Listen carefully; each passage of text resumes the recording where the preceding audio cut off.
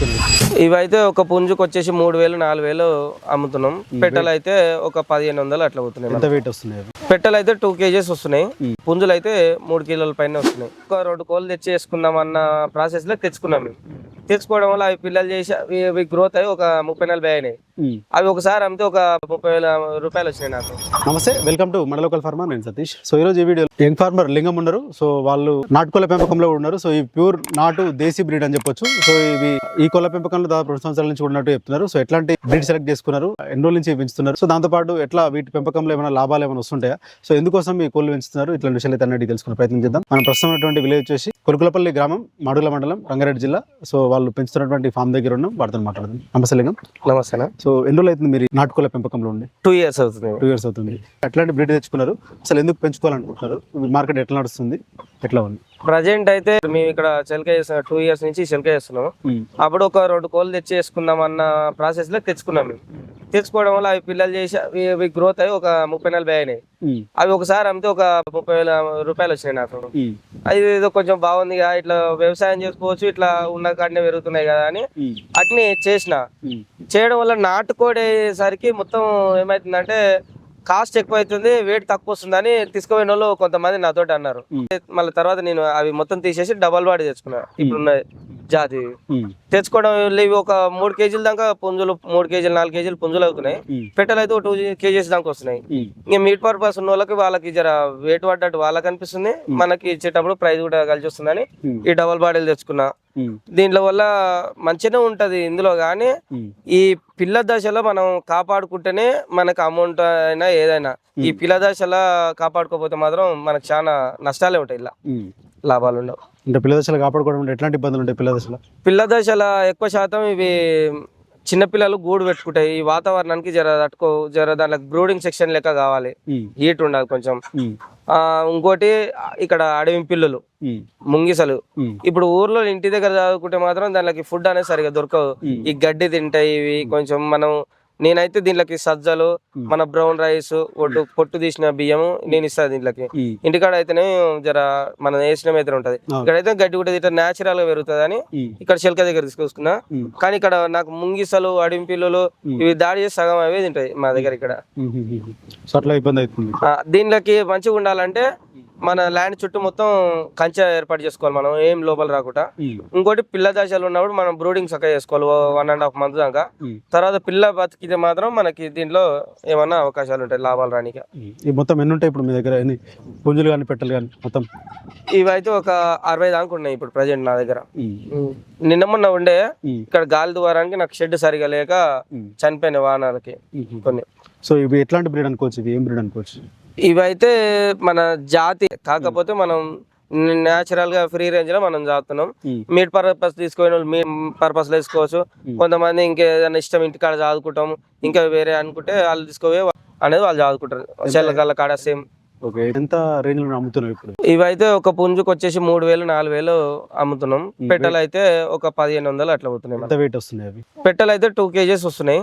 పుంజులు అయితే 3 కిలోల పైన వస్తున్నాయి. పుంజులు 3 కిలోల పైన, పెట్టెలు 2 కిలోల పైన, 2 కిలోల వరకు వస్తున్నాయి.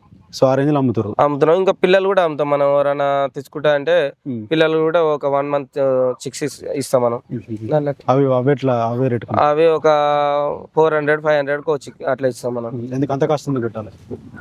దీంట్లోకి కాపాడే ఆ గుడ్డు కూడా మనకి హ్యాచింగ్ కావాలన్నా గానీ దీంట్లోకి మంచి ఫుడ్ ఇస్తేనే ఆ గుడ్లు కూడా మనకి హ్యాచింగ్ అవుతున్నాయి.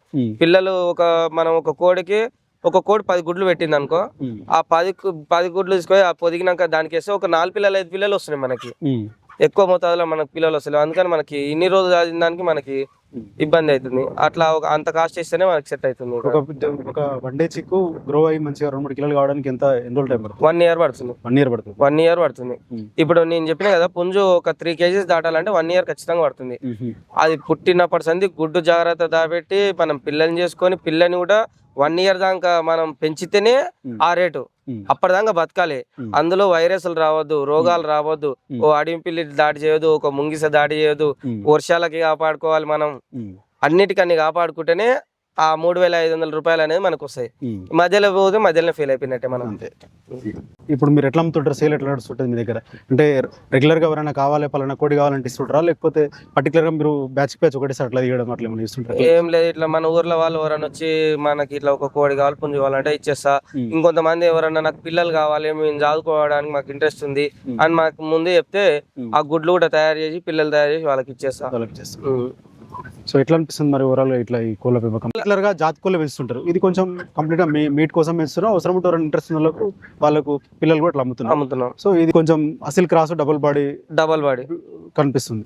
సో ఎట్లా నడుస్తుంది మరి మార్కెట్ కానీ, లేకపోతే ఎట్లా అనిపిస్తుంది? మార్కెట్ కు ఇప్పుడు ఉన్న సిచ్యువేషన్ లో డిమాండ్ బాగానే ఉంది, కాకపోతే ఈ చిక్స్ అనేవి బతికించడమే కష్టం అవుతుంది. ఇంతకుముందు మనకు నాటుకోళ్ళకి ఏం రోగాలు రాకపోయేది, కానీ ఇప్పుడు ఖచ్చితంగా వ్యాక్సిన్ వేసుకోవాల్సింది వస్తుంది. మనకి ఇక్కడ పౌల్ట్రీ ఫార్మ్స్ ఎక్కువ అయినాయి, మనకి అక్కడికి వెళ్ళి వచ్చే వైరస్, గాల్లో వచ్చిన వైరస్ కూడా మన దగ్గర ఉన్న కోళ్ళు చనిపోతున్నాయి. దీనిలో ఇవి పౌల్ట్రీ అంటే అవి 45 days కే వచ్చేస్తున్నాయి మనకి బాయిలర్. అది తినడం వల్ల కొంచెం మంది ఇంట్రెస్ట్ చూపిస్తారు, నాటుకోళ్ళ మీద బాగా ఇంట్రెస్ట్ చూపిస్తారు. కానీ ఇవి పెంచడానికి 1 year టైం పడుతుంది కాబట్టి ఇవి దీనిలోకి రిస్క్ అనేది ఎక్కువ అవుతుంది, కాపాడడం కష్టం అవుతుంది. కాపాడుకుంటేనే ధరలు లాభాలు, ఇలా చనిపోతే మాత్రం ఏం చేయలేము.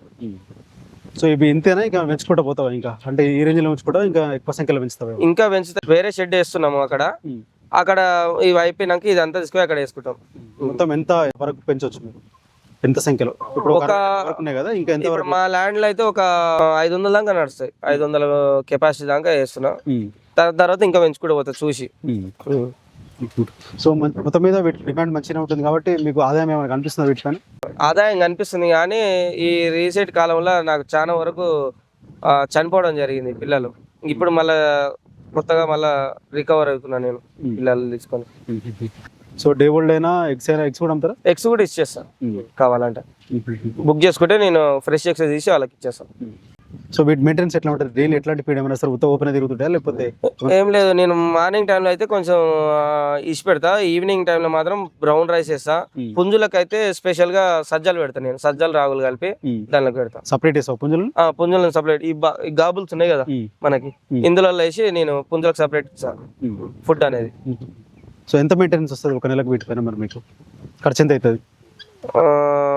ఇవి మనం ఎంత వేసినా తింటాయి కోళ్ళు అనేవి, దానికి ఎంత ఖర్చు అవుతుంది? అంతే. నాకైతే 1 month కి వచ్చేసి ఒక 6,000 దాకా వస్తుంది. 6,000 ఖర్చు వస్తుంది? 6,000 ఉన్న 60 వీటికే. ఇప్పుడు వర్షం వచ్చినప్పుడు మనం అంత బయటకి లేకపోతున్నాం, దాని పుంజులకి ఇప్పుడు కావాలి కాబట్టి మనకి ఖర్చు ఎక్కువనే వస్తుంది. కొంచెం రాగులు కూడా కాస్ట్ ఎక్కువ ఉన్నాయి, దానివల్ల. ఓన్లీ బియ్యము రాగులు ఇవి ఇస్తారా, ఇంకేమైనా ఇస్తారా?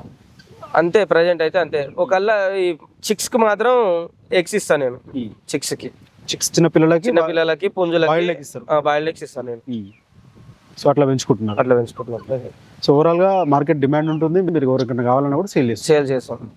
ఇంకా మెయింటెనెన్స్ ఎట్లా ఉంటుంది వీటికి? ఏమైనా వ్యాక్సిన్ ఏమైనా ఇచ్చుకుంటారా? ఖచ్చితంగా వ్యాక్సిన్ లేకపోతే మాత్రం ఈ మనకు 4 months 5 months వచ్చేసరికి వ్యాక్సిన్ ఇవ్వకపోతే చనిపోతున్నాయి. ఇవి కాళ్ళ పట్లు రావడం, మెయిన్ గా గూడు పెట్టుకొని చనిపోవడం, ఇవి ఎక్కువ జరుగుతున్నాయి నా దగ్గర.